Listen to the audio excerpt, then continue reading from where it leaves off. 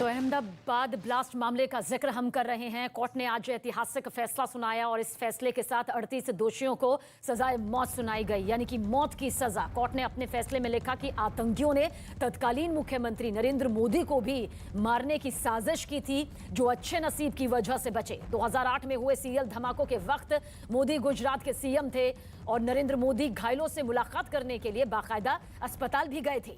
अस्पताल में ही मोदी को मारने की यह साजिश रची गई थी और जब नरेंद्र मोदी अस्पताल पहुंचे थे तब अस्पताल के बाहर धमाके किए गए थे। सोचिए किस तरह से तत्कालीन सीएम और मौजूदा प्रधानमंत्री नरेंद्र मोदी को मारने की यह बड़ी साजिश भी सामने आई थी। तो 2008 में सीरियल धमाके हुए थे। आज ऐतिहासिक फैसला कोर्ट ने यहां पर सुनाया। अहमदाबाद ब्लास्ट केस में यह बड़ा पर्दाफाश हुआ है कि किस तरह से तत्कालीन सीएम नरेंद्र मोदी को मारने की आतंकवादियों और आतंकी सरगनाओं के जरिए यह षड्यंत्र रची गई थी, यह साजिश यहां पर रची गई थी। और कोर्ट ने कहा कि मोदी अच्छे नसीब वाले रहे जो कि बाल बाल बचे। जानकारी यहां पर आप तक पहुंचा दें कि जिस तरह से सीरियल ब्लास्ट हुआ, 200 से भी ज्यादा लोग इसमें जख्मी हो गए। उनसे मुलाकात करने के लिए तत्परता के साथ नरेंद्र मोदी अस्पताल पहुंचे थे। अस्पताल के बाहर धमाके किए गए थे। 2008 में जब ये पूरा ब्लास्ट, सीरियल ब्लास्ट सामने आया,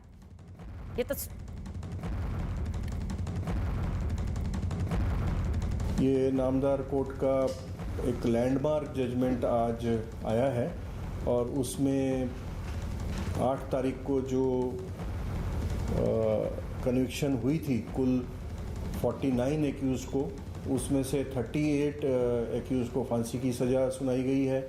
11 आरोपी जो हैं उनको लाइफ इम्प्रिजनमेंट दी गई है और ये बहुत बड़ा जजमेंट है। ये केस भी बहुत बड़ा था, कारण कि अहमदाबाद में कुल 20 से ऊपर ब्लास्ट हुए थे, 20 केस रजिस्टर हुए थे। सूरत में कुल 29 जगह पे बॉम्ब रखे गए थे और उसमें कुल 15 ऑफेंसेस रजिस्टर हुए थे और कुल 35 जो है गुना उनको क्लब करके एक जो है कोर्ट में चलाया गया था। तो ये अपने हिसाब से एक बहुत बड़ा चैलेंज था।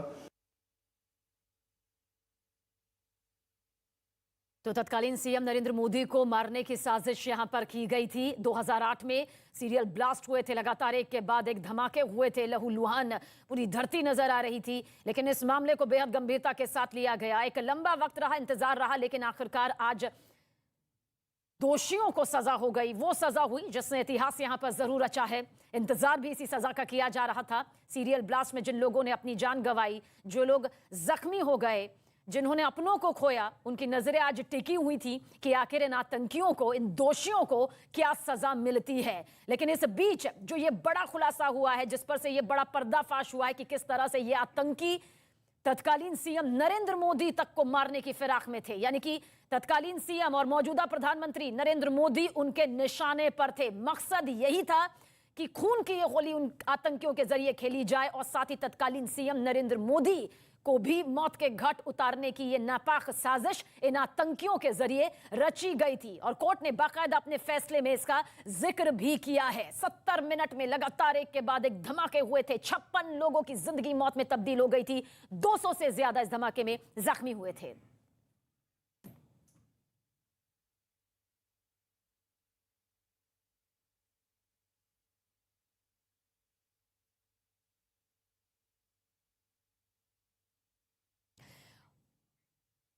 और मेरे 2 वरिष्ठ सहयोगी इस वक्त मेरे साथ बने हुए हैं। अमिताभ सिन्हा जी मेरे साथ बने हुए हैं, इसके अलावा ब्रिजेश कुमार सिंह जी मेरे साथ बने हुए हैं। सबसे पहले ब्रिजेश कुमार सिंह जी आपकी तरफ रुख करेंगे, क्योंकि आपने गुजरात की चाहे सियासत हो, गुजरात की जमीन हो, बहुत करीब से इसे देखा है, इसके रग रग से वाकिफ है। जब ये पूरा ब्लास्ट हुआ था, क्या माहौल था, और जिस तरह से आज कोर्ट का फैसला आया है, उसे लेकर आप क्या कुछ कहेंगे?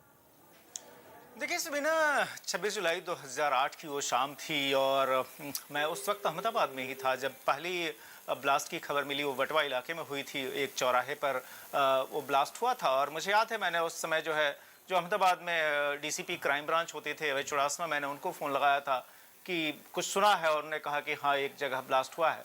उसके बाद से लगातार एक के बाद एक खबरें आती चली गई कि भाई शहर में अलग अलग जगहों पर 20 से भी ज़्यादा जो सो जगहों पर वो ब्लास्ट हुए थे। और आप जो अफरा तफरी का माहौल था, जो भय का माहौल था, अंदाज़ा लगा सकते हैं किस तरह का था। मैं खुद भी भाग कर कई सारे स्पॉट्स पे गया था।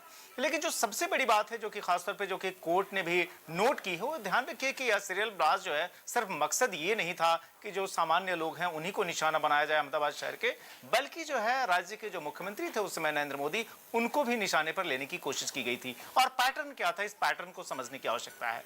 दरअसल सबसे पहले जो अहमदाबाद शहर और खासतौर पर जो उसके पुराने हिस्से थे, वहां पर यह जो है जगह जगह व्यस्त चौराहों पर जो है साइकिल में बम रखकर उनको ट्रिगर किया गया था। और उसके बाद जो है आप देखिए कि उसके काफी अरसे बाद, यानी करीब घंटे भर का गैप था, जबकि अहमदाबाद के सिविल हॉस्पिटल में, जो कि न सिर्फ अहमदाबाद का बल्कि गुजरात का भी सबसे बड़ा हॉस्पिटल है, वहां पर मैसिव ब्लास्ट हुआ था। और ये ब्लास्ट हुआ था एक कार में बाकायदा एलपीजी सिलेंडर और उसके साथ जो सो तमाम जो बम की सामग्री है उसको जोड़कर फिर जो सो वहां पर बम ट्रिगर किया गया था। और उस अकेले ब्लास्ट में आप अंदाजा लगाइए 25 से ज्यादा लोगों की डेथ हुई थी। आप अंदाजा लगा सकती हैं कितना मैसिव वो ब्लास्ट था। तो जो पैटर्न था, जो आतंकियों की साजिश थी, वो ये थी कि शहर में जगह जगह हम ब्लास्ट करेंगे, उसमें लोग घायल होंगे, उसमें लोग मरेंगे। उसके बाद से जाहिर है इनके जो शव हैं या फिर जो घायल हैं उनको अस्पताल में लेकर जाया जाएगा। सिविल हॉस्पिटल सबसे नेचुरल नॉर्मल ऑप्शन था। वहां पर नरेंद्र मोदी की प्रवृत्ति का भी अंदाजा था उन्हें। जाहिर है आप देखें, कहीं बाढ़ हो, कहीं कोई दुर्घटना हो, हर जगह नरेंद्र मोदी खुद पहुंचते हैं। तो उनको अंदाजा था कि गांधीनगर से नरेंद्र मोदी को अहमदाबाद के उस हॉस्पिटल में आने में घंटे भर से ज्यादा का समय नहीं लगेगा और वो काफी देर तक वहां रहेंगे। इसी हिसाब से जो है सिविल हॉस्पिटल पर घंटे भर के अंतराल पर इस मैसिव ब्लास्ट की प्लानिंग की गई थी। जो कोर्ट ने नोट किया है कि भाग्य अच्छा था नरेंद्र मोदी का। भाग्य किस संदर्भ में अच्छा था?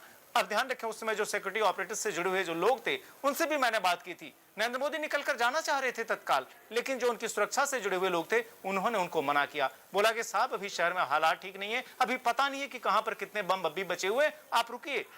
मोदी जाहिर है अपने सुरक्षा कर्मियों की बात पर उन्होंने ध्यान दिया, जो अभी तक लंबे समय से वो लोग देखते भी रही हैं। वो कोई भी जो वाइज एडवाइस है उसको एक्सेप्ट करते हैं, वो रुक गए और उसकी वजह से जो है सो उनके सिविल हॉस्पिटल जाने में देरी हुई और उस दौरान जो सो ब्लास्ट ट्रिगर हुआ, जिसमें कि अस्पताल में जो लोग या तो इलाज कराने आए थे या फिर जो राहत के लिए पहुंचे थे, उन लोगों की बड़े पैमाने पर वहां डेथ हुई। तो निश्चित तौर पर एक बड़ी प्लानिंग थी और उस प्लानिंग में जो है राज्य के मुख्यमंत्री को निशाना बनाए जाने की तैयारी थी। मोदी का भाग्य अच्छा था, वो बच गए।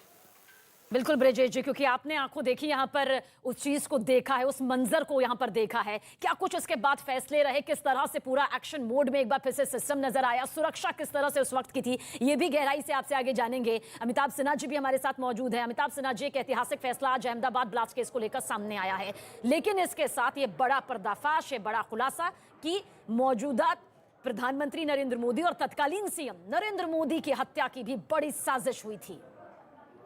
बिल्कुल, कोर्ट कह रहा है। और जिस तरह से जो इंडियन मुजाहिदीन जिसने बम धमाके किए थे और धमाकों के पहले उसने टीवी चैनल्स को चंद मिनटों पहले टीवी चैनल्स को मेल भी किया था और कि हम बम धमाके, सीरियल धमाके होने जा रहे हैं। उसके बाद भी बम धमाके हुए वहाँ पर और प्रधानमंत्री जब मुख्यमंत्री थे वो खुद अस्पताल जाना चाहते थे, जैसा आपने ब्रजेश जी ने बताया।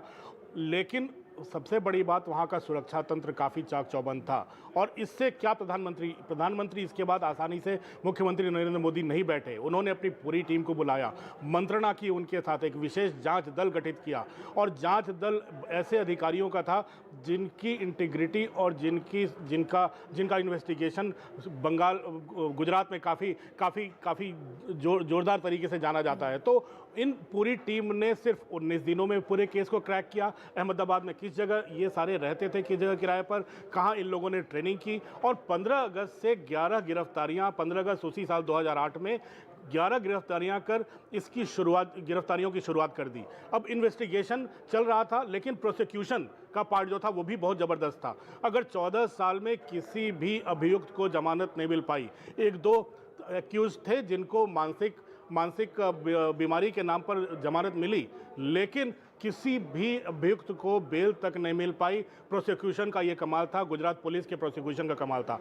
दूसरी बात, प्रधानमंत्री मोदी ने सीरियल धमाके कई जगहों पे हुए थे उस 2005 से लगातार, जयपुर में हुए, बेंगलोर में हुए, मुंबई में हुए, सीरियल धमाके एक के बाद एक हो रहे थे। लेकिन इतनी जल्दी जांच नतीजे पर पहुंचना, यह दृढ़ निश्चय दिखाता है मुख्यमंत्री नरेंद्र मोदी का, उनकी आतंक के खिलाफ लड़ाई का एक बिल्कुल ये टर्निंग पॉइंट था, मैंने पहले भी बताया था। और दूसरी बात, एक इंडियन मुजाहिदीन जो सिमी के बैन होने के बाद उभर कर सामने आ रहा था, गुजरात ने उसका जड़ से नाश कर दिया गया, सफाया कर दिया गया। ये बहुत बड़ी उपलब्धि थी आतंक के खिलाफ लड़ाई में मुख्यमंत्री नरेंद्र मोदी की, और ये लड़ाई आज भी जारी है आतंक के खिलाफ।